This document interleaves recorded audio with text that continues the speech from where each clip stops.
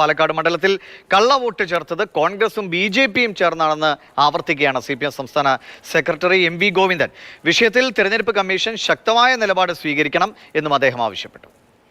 വ്യാജ വോട്ടിന്റെ അടിസ്ഥാനം സൈരനൊന്നുമല്ലല്ലോ, സൈര്യം കൃത്യമായിട്ട് ഇന്നലെ തന്നെ പറഞ്ഞല്ലോ. അതിനെതിരായിട്ട് കേസ് കൊടുക്കുന്നത് പക്ഷേ തെരഞ്ഞെടുപ്പ് കമ്മീഷൻ പറഞ്ഞിട്ട്, അതായത് ഇവിടെ കള്ള വോട്ട് ചേർത്തിട്ടുണ്ട്.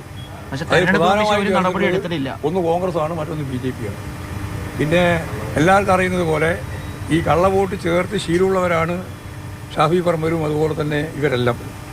പ്രത്യേകിച്ച് ഇവിടെയുള്ള രാഹുൽ മാക്കൂട്ടത്തിൻ്റെ പേരിൽ വന്ന ഏറ്റവും പ്രധാനപ്പെട്ട പ്രശസ്തി തന്നെ അദ്ദേഹം പ്രസിഡന്റ് ആവാൻ വേണ്ടി ഐഡൻറ്റിറ്റി കാർഡ് തന്നെ വ്യാജമായിട്ടുണ്ടാക്കിയിട്ട് ജയിച്ച ഒരാളാണെന്നാണ് അയാളുടെ ആദ്യത്തെ പ്രസിഡന്റ്.